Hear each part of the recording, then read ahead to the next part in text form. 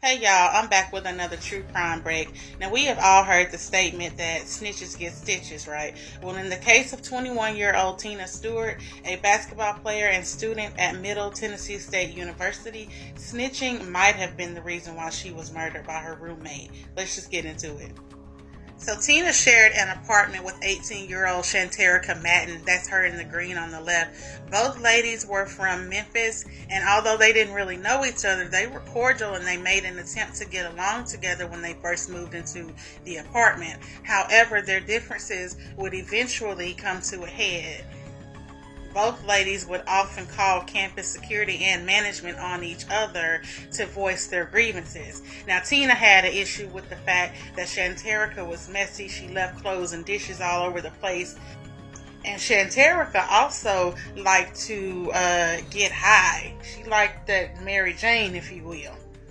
Tina had an issue with that because she's an athlete. So if she was to even inhale the secondhand smoke and it got in her lungs, if she got drug tested, that could have led to her being kicked off the basketball team, if not out of school. So her argument was understandable. Shanterica had issues of her own. She didn't like the fact that Tina's boyfriend was always over, sometimes even spending the night. She says that one time she got out of the shower and he just happened to be there and he saw her in nothing but a towel seeing all of her goodies. So she didn't like that either. Now, the two women would often argue and fight, and Tina would sometimes take her arguments onto her Twitter page. In this one tweet, she says that I just called the police on my roommate. I feel like a snitch, but I don't like this bitch. And apparently it was this very tweet that led to the ladies getting into a fight that led to Tina being stabbed in the chest. Shanterica says that after the police left, she went to Tina's room. She wanted to talk to her and ask her why she had called the police on her.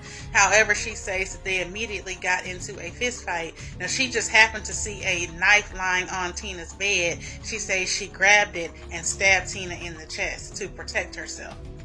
However, instead of calling the police and she claimed self-defense, she instead called her friend, her mom, and then she tried to clean up the crime scene. She even grabbed Tina's phone, pretending to be Tina, calling her friends and family like she was okay, and she texted her boyfriend and told him don't even come over for their scheduled date.